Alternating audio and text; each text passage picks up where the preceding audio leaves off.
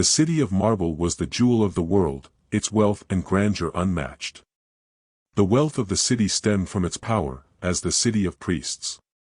And the power of the priests stemmed from their knowledge of the answer to the riddle of the runes. The riddle of the runes was the most important thing in all the world. This, all knew. Because the priests told them so. As far as any knew, there had always been priests. Even when the city of marble was but a collection of mud huts along the riverfront, the priests had been there, in their labyrinth within the mountain, muttering of the riddle and its answer and working at their rites and mysteries. The teaching of the priests to the people was this, that the first of the people had fallen from paradise long ago, fallen through darkness for an age, until at last they fell into the world. And while these first people sought to bring the world under their stewardship and refashion it in their dim and fading recollections of paradise, they had found that the world was filled with demons. And the people had warred against those demons, bringing all their powers to bear and wresting the world from them until no demons remained. But the battle had been fierce and long, and though the demons had been vanquished, the people had been drained of their heavenly might and grace, reduced to tilling the ground with plows of wood and wearing the hides of beasts. It was in the last days of this great conflict that the riddle and its answer had come to be known. Facing their end, the demons had worked a great magic to unleash all the forces of hell, whether for spite's sake, or for hope of victory, or as a means to try and effect a bargain none knew. Only the riddle of the runes could hold closed those infernal gates, for it was the very key. But its secret was betrayed to the first of the priests by a demon who sought to trade it in hope that he might be spared. Thus had been the priests since that day, ensuring that when the stars were rightly aligned and the riddle was asked, it might be heard and promptly answered, that the wrath of hell might be held at bay until next those stars came round. Thus spake the priests to the people. And the people, that the priests might not be disturbed from their rites and their workings with the riddle of the runes, brought to them food, and drink, and all such things that the priests might need, that they the people might be preserved. And it came to pass that the city grew, and the priesthood grew, and the words of the priests were spread to all. And all the land sent tributes of food and treasures to the city of marble, that the priests not be kept from their work of the world's salvation. And thus the city waxed rich, and lordly. And the priests waxed rich, and lordly. So came a time that the priests said to the people, only we know the answer to the riddle of the runes. Only we may preserve the lives of the people. Bring to us wine, and treasures, and soft and supple women, else one day the riddle may be asked and none give forth the answer. Dare ye risk such an end? And the people did not dare, and so brought the priests all that they demanded, and for centuries the fairest of both treasures and maidens disappeared into that dark mountain labyrinth. More than once did a king of the city arise who cared not for the priests and the power they wielded which overshadowed his own. And those kings would take steps to curb the priests from their lordly ways, and seek to plumb the secrets of their buried temple, ever fearing to face the dagger in the night or the poison in the cup for their pains. But such was not the way of the priests.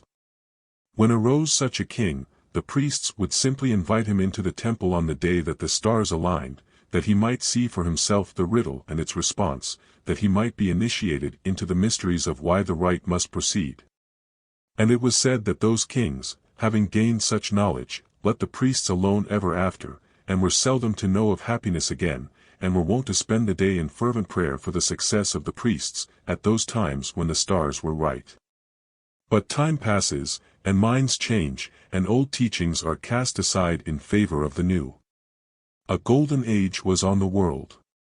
A time of discovery and advancement, of voyages to long-forgotten lands and the reduction of how and why to process and calculation.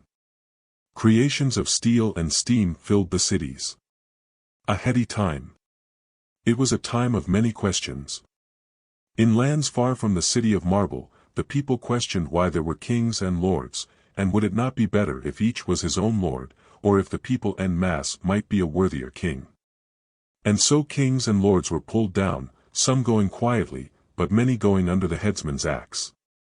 People began to rule themselves. And in those lands where the people ruled, more questions were asked. Why flows our wealth to the city of marble? What gain we thereby but the muttering of priests in the dark?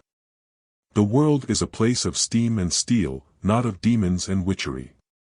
And so the tributes and authority granted to the city of marble grew less and less as each year passed. Yet still was the city a shining jewel. For millennia had it been the center of the world, and such a light takes time to fade.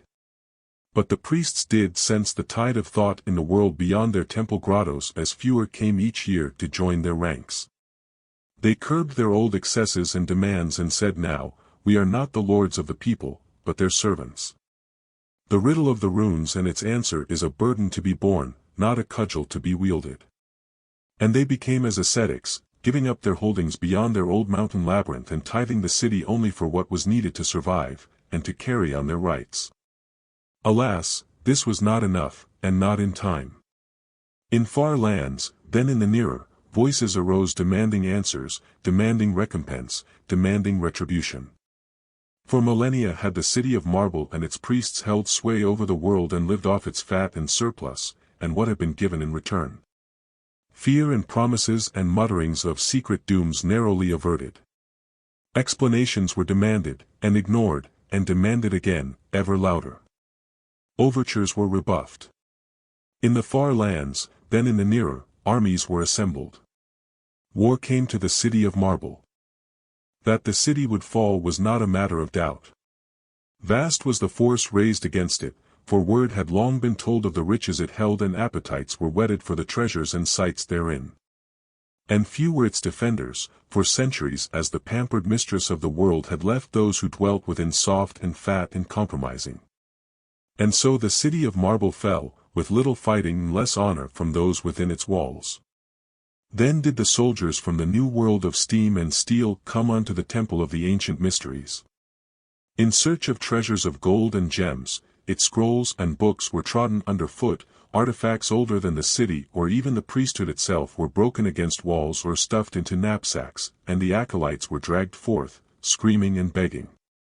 Into the very innermost sanctum of the temple did the general of that army stride, and as the last high priest of the temple quailed before his bared blade, he cast down the glass-eyed idols and flung the carefully preserved runes upon the floor. Now is the time of reason, old one, spake the general. Now is the time of justice. In the name of that justice, a court was assembled and a judge appointed, and the priests were tried before all the people. Charlatans, they were called. Mountebanks and parasites and deceivers and worse. And none offered words in defense of the priests, lest they share their fate. Nor spake the priests in their own defense, only using their voices to speak of the riddle of the runes and the answer thereto, and the need that the rites be performed, until the court, losing patience, ordered their tongues removed, that justice be not impeded. With no defense, there could only be guilt. All that remained was the sentencing, and the fall of the headsman's axe.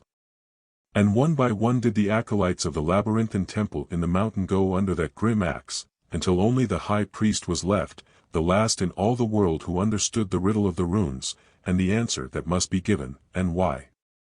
And when at length the executioner held aloft that final head to show that justice had been done, even as the life left the single yellow eye and the antennae wilted in death, those silenced lips with their last strength yet mouthed the answer to the riddle before going still forever. And the people cheered, for justice and for progress, for the ascent of reason and the end of the bad old ways. And high, high above the world, beyond the very sky, a mind cold and ancient and unimaginably patient carried out its appointed task just as it had since time beyond memory. It would ask a single question and await a particular reply. The correct reply received, the mind would abide in the cold and silence until came the time to ask again, as it had always done. It sent a thought to the world below, and in the glass eye of a fallen idol in a desecrated mountain temple, that thought appeared as a line of glowing runes. Demon runes from olden times, their meaning but half comprehended by the priests that had studied them. Dead hand protocol active. To abort for 30 days, enter command override code from any terrestrial orbital weapons platform control station. And when its ancient riddle remained unanswered for some hours, for the first time in an eon, new thoughts were framed in that ancient, quiet mind beyond the sky. Override command not received. Dead hand protocol engaged. Initiating antimatter warhead arming sequence. Initiating mass driver power-up sequence. Initiating global saturation bombardment. And so it was that the demons of old, that long-dead tribe that had called itself humanity, at long last did bring forth hell upon the earth.